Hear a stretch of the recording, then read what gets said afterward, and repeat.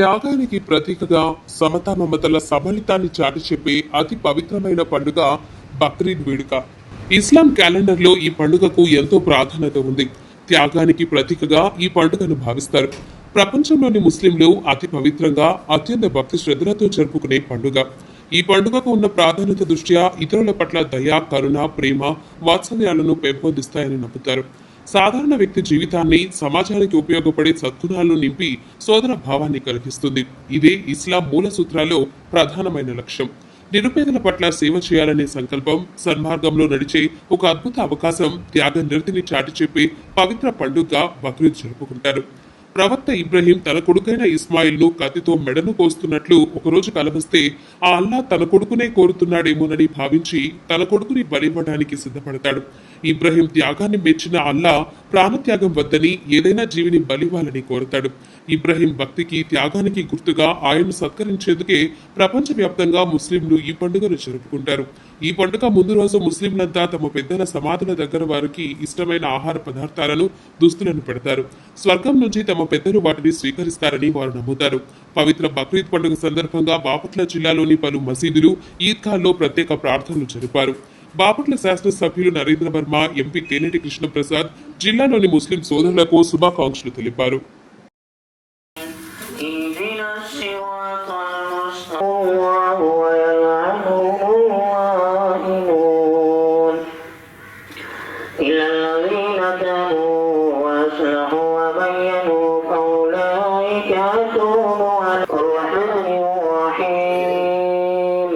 مالك يوم الدين إياك نعبد وصدق الملائكة وقضاء الجلال شكرا الله أكبر الله أكبر لا إله إلا الله الله أكبر الله أكبر ولله الحمد سبحان من له الملك الكبير والملك ولنا وحمدنا وهو الخالق بنا لا إله إلا هو سبحان من هو مقدم بيان الله أكبر الله أكبر لا إله إلا الله أكبر الله أكبر ولله الحمد وأشهد أن لا إله إلا الله وحده لا شريك له الحمد لله المؤمن ونعمه ولعائش الله والتقي عليه إلى فرفعه الله تعالى في عقله سنة وجعل على أشرف أولاده وأمته إلى وفي ذلك لكن أقسم قناتكم وقد قال الله عز وجل سنريد حتى تنفقوا مما تحبون عباد الله ما كان لكم أن تقرأوا من ظهر ولا تطيعوا أما كان لكم أن تدعوا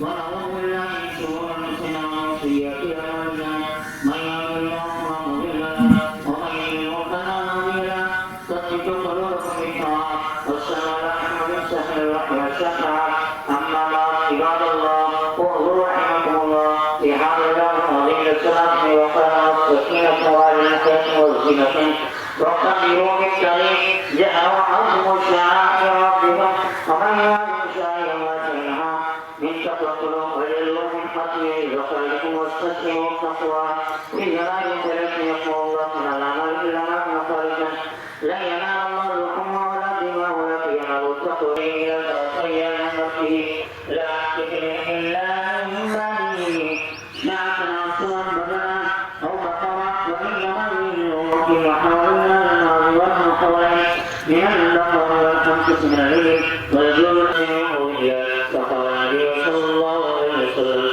سلموا لحياكم فإنها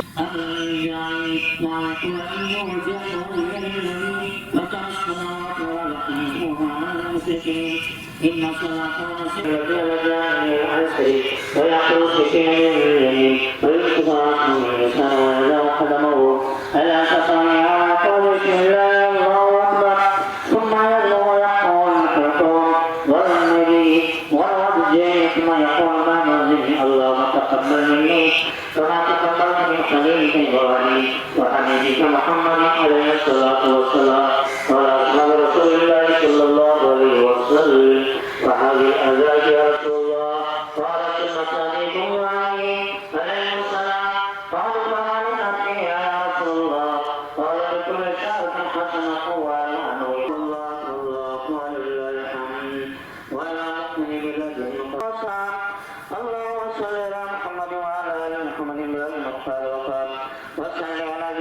الأنبياء والمرسلين والملائكة المقربين وعبادك الصالحين ربنا اغفر لنا ولإخواننا الذين سبقونا بالإيمان ولا تجعل في قلوبنا غلا للذين آمنوا ربنا إنك رؤوف رحيم اللهم أنزل شهادين والوالدين الصالحين الأولين من المهاجرين والأنصار والذين اتبعوا بإحسان خصوصا الخلفاء الراشدين المهتدين والفاروق آمين الخلفاء رضي الله تعالى عنهم وعثمان بن نورين كان الحياة والوفاء رضي الله تعالى عنه وعلي المرتضى فضل الجبار رضي الله تعالى عنه ولا سيد الشهداء على وأولى وأجل وأتم وأهم وأكمل.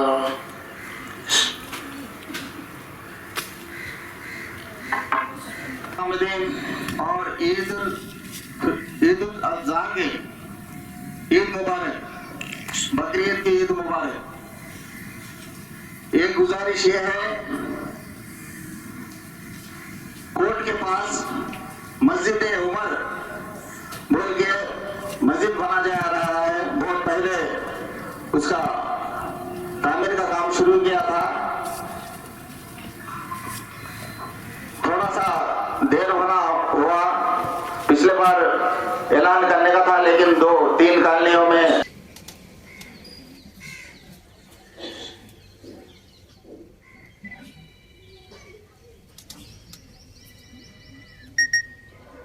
Yeah.